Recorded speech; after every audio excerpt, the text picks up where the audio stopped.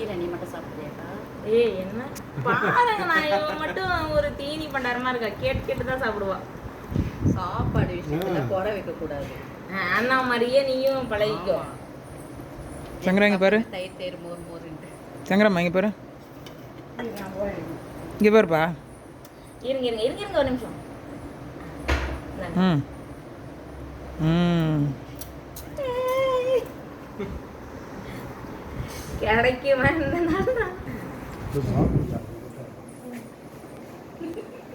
சாப்பிட்டீங்களா? மறுபடியும் கிடைக்கும்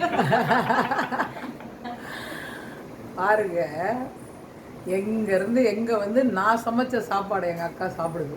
அது சமையலில் கலை, அது சமையலில் பயங்கர கில்லாடி. ஆனால் நான் சமைச்ச சாப்பாடு ரொம்ப சந்தோஷமா இருக்கு. மகிழ்ச்சியான நாள், என் வாழ்க்கையிலே மறக்க முடியாத மகிழ்ச்சியான நாள். கூட பிறந்த அண்ணா இல்லைன்னு வருத்தப்பட தேவை. ஏன்னா இவர் இருக்கிற இதுக்கு எந்த ஒரு இது இல்லாமல் எங்க உண்மையான பாசத்தோட பழகுறாரு. அவர் வெளியில சொல்றதுக்கு இல்லை, அவ்வளோ சந்தோஷமா இருக்கு இந்த நாள். அப்படி இல்லைக்கா, என்னன்னா நம்மளுக்கு என்ன சொல்றது, ஆன்மீகம் இல்லையா?